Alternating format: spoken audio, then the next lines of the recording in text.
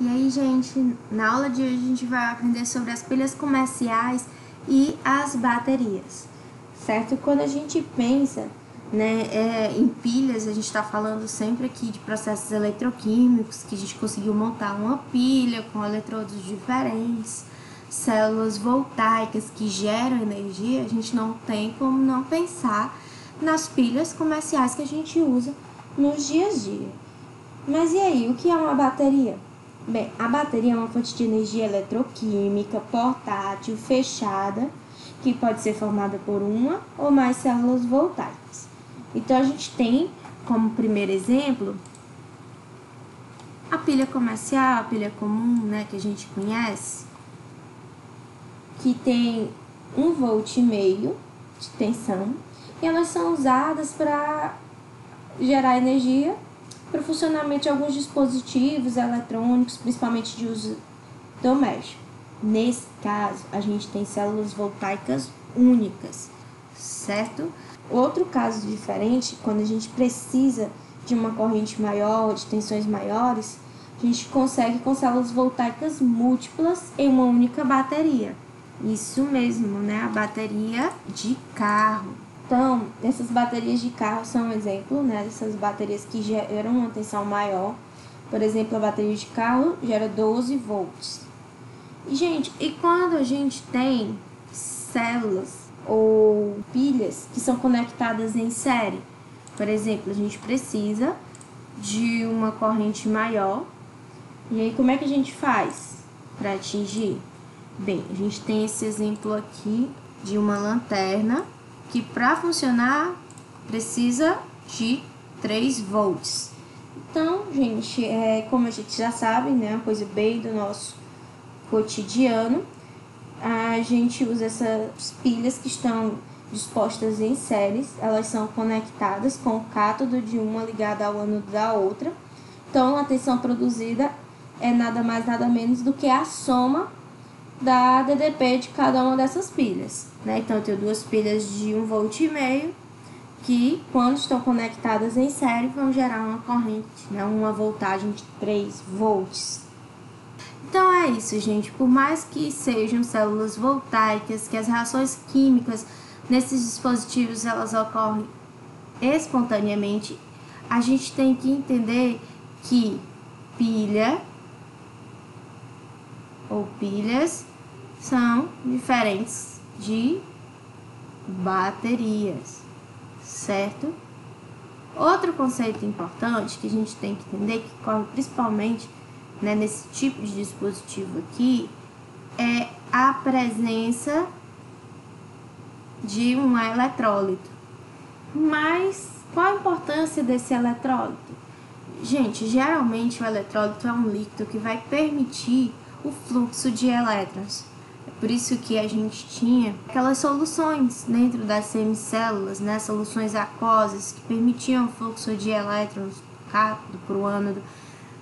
Então, por exemplo, se eu tenho água da torneira, se eu tivesse água pura, somente água, a água é uma molécula neutra, a carga dela é zero, então ela não vai ter cargas positivas e negativas que possibilitem, o fluxo dessa corrente, o transporte desses elétrons.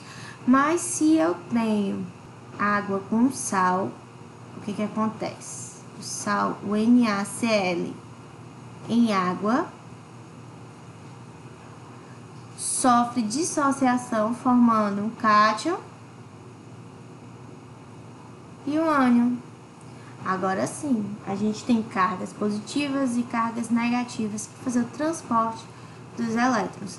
Então, isso é um eletrólito, gente. E agora sim, a gente tem eletrólitos fortes e eletrólitos fracos, certo? Mas realmente é importante em um processo eletroquímico, em um processo espontâneo, a presença desse eletrólito que vai permitir o fluxo de elétrons, certo? Além disso, nessas pilhas, a gente tem que ter um cátodo e um ânodo. Geralmente são sólidos formados por materiais diferentes. Outro conceito importante que a gente tem que relembrar é a diferença de células primárias e células secundárias. gente tem que entender a diferença entre células primárias e células secundárias. As células primárias são simplesmente aquelas pilhas, né, que não podem ser recarregadas. Então a gente coloca aqui, não permite recarga, certo? São aquelas pilhas que ao longo do tempo elas deixam de funcionar e aí elas acabam tendo que ser substituídas ou simplesmente descartadas, porque as reações químicas nesse caso são irreversíveis, certo? Então as pilhas que a gente conhece no nosso dia a dia são os mais comuns tipos de células primárias, certo? E as células secundárias são aquelas que a gente tem reações reversíveis, ou seja, que ela pode ser recarregada a partir de uma fonte de energia externa após a sua tensão cair. Então, eu vou botar aqui, recarregam, certo? Então, o tipo mais comum de célula secundária é a bateria automotiva, que é conhecida como bateria de chumbo ácido, como eu já disse, que tem uma tensão de 12 volts, que na verdade são 6 células voltaicas em série, cada uma produzindo 2 volts. Então, nessas baterias, nós temos reações químicas ocorrendo e essas reações são descritas a seguir. Então, no cátodo, né, a gente tem o óxido de chumbo sofrendo redução, indo a sulfato de chumbo. Enquanto que no ânodo, a gente tem a oxidação desse chumbo sólido, certo? Então, aí nós temos a equação total. É interessante a gente prestar atenção, nesse caso aqui, que a gente tem um eletrólito. Esse eletrólito aqui é o ácido sulfúrico. O ácido sulfúrico é um eletrólito forte, ele é um ácido forte que tem uma alta ionização quando em água. Então, forma, né, cátions e ânions, são capazes de fazer esse transporte de corrente. Então surge a pergunta, né? Se qualquer reação de oxirredução que ocorre espontaneamente serve como base para uma célula voltaica, a gente pode pensar que fabricar uma bateria comercial de desempenho específico, né, é uma coisa fácil, mas não é bem assim, né? A gente tem que atender a algumas características muito específicas de cada uma dessas necessidades, certo? As substâncias oxidadas no ânodo e reduzidas no cátodo determinam a tensão. Então, a gente tem que ter uma voltagem sendo gerada, né, adequada para aquele uso. A vida útil da bateria também vai depender da quantidade dessas substâncias que são incorporadas, assim como também do potencial padrão de redução. E cada tipo de aplicação exige uma bateria com diferente propriedade, né? Por exemplo, a gente acabou de ver esse exemplo aí da bateria do carro. Ela deve ser capaz de fornecer uma corrente elétrica grande, né, de 12 volts, uma tensão de 12 volts, isso em curto período de tempo. Já a bateria de marca-passos, né, que foi muito tempo usada como, por exemplo, as pilhas de lítio, né?